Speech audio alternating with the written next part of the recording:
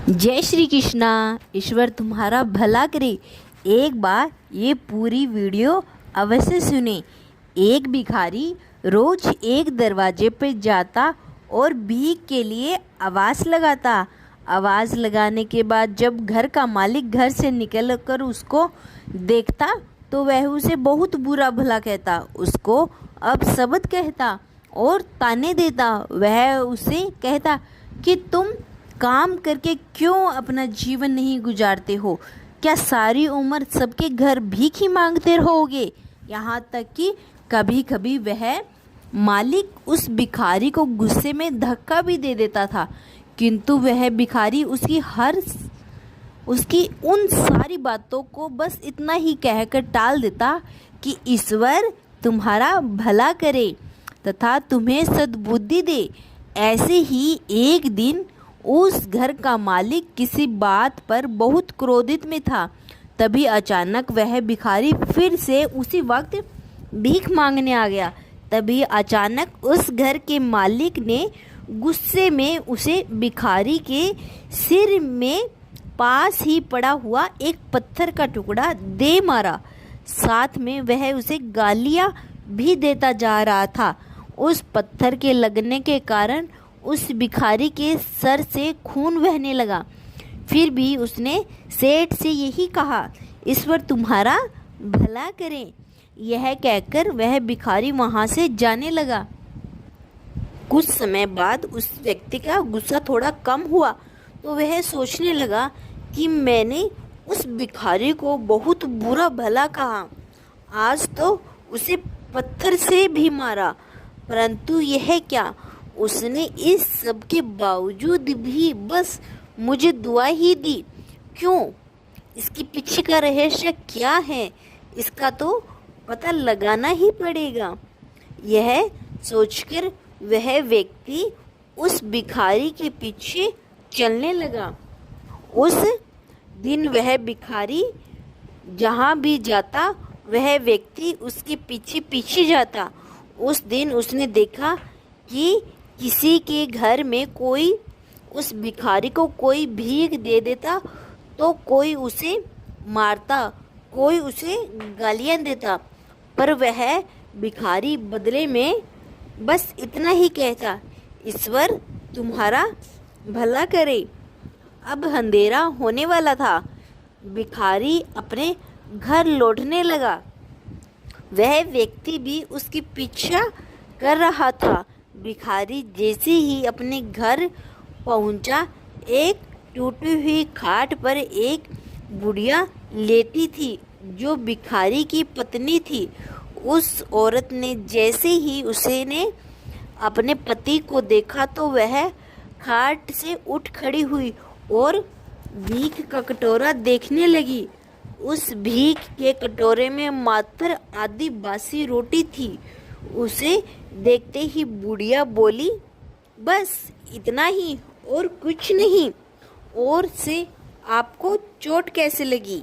भिखारी बोला, हाँ बस इतना ही मिल पाया, किसी ने कुछ नहीं दिया, सबने गालियां दी, पत्थर मारे, इसीलिए ही यह सिर फूट गया है। भिखारी ने फिर कहा, ये सब हमारे पापों का ही फल है।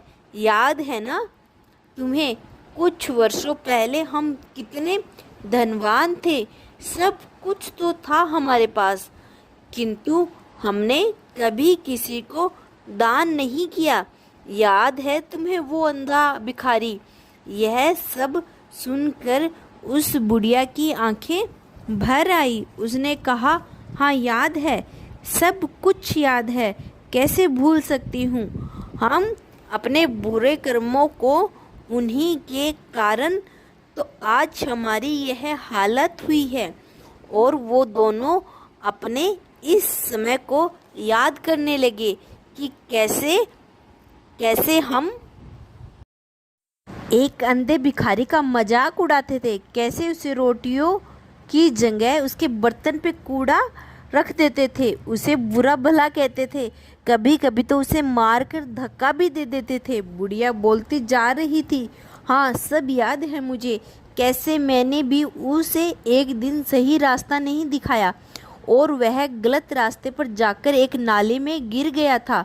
जब भी वह हमारे द्वार पर आकर रोटी मांगता तो मैंने बस उसे सदैव गालियां ही दी थी। एक बार तो उसका कटोरा तक फेंक दिया था और वो अंधा भिखारी हमेशा कहता, तुम्हारे पापों का हिसाब ईश्वर करेंगे, मैं नहीं। आज उस भिखारी की बद्दुआओं ने हमें कहाँ पहुँचा दिया। कुछ देर चुप रहकर भिखारी बोला, परंतु मैं किसी को बद्दुआ नहीं देता, चाहे कोई मेरे साथ कितना भी बुरा व्यवहार क्यों न करे। मेरी जुबान से सब के लिए हमेशा दुआ ही निकलती है, क्योंकि मैं नहीं चाहता कि किसी पर मेरी तरह ऐसा समय आए। मेरे साथ अन्याय करने वालों को भी मैं दुआ देता हूँ, क्योंकि उन्हें तो ऐसा करके पता ही नहीं कि वो क्या पाप कर रहे हैं, परंतु ये सब ईश्वर देख रहा है। हम नहीं चाहते कि जैसा फल हमें मिला है वैसा किसी और को भी मिले। वह व्यक्ति वही पास ही खड़ा हुआ यह सब सुन रहा था, परंतु वो भिखारी और उसकी पत्नी उसे देख नहीं पाए थे। अब उस व्यक्ति को सारी बातें समझ आ गई थी। भिखारी और उसकी पत्नी ने उसी रोटी के टुकड़े को मिलकर बांटकर खा लिया और प्रभु का नाम लेकर सो गए। जब अगले दिन वह भिखारी फिर से उसे व्यक्ति के दरवाजे पर भीख मांगने गया तो उसने देखा कि उस व्यक्ति ने पहले से ही उसके लिए खाना निकाल कर रखा हुआ है। उसने भिखारी को वह खाना दे दिया और अपनी गलती की क्षमा मांगते हुए बोला, बाबा मुझे माफ़ कर दो, मुझे बहुत बड़ी गलती हो गई। मैंने सच में तुम्हारे साथ बहुत बुरा व्यवहार किया था। मैं अपने किए पर बहुत शर्मिंदा हूँ।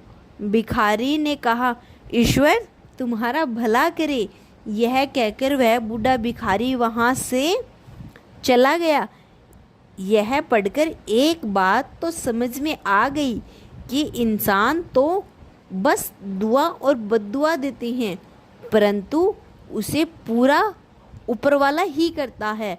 वह हमें दंड भी हमारे कर्मों के हिसाब से ही देता है। इसीलिए हमेशा अपने कर्मों पर ध्यान दीजिए, किस्मत तो आपकी संवर ही जाएगी।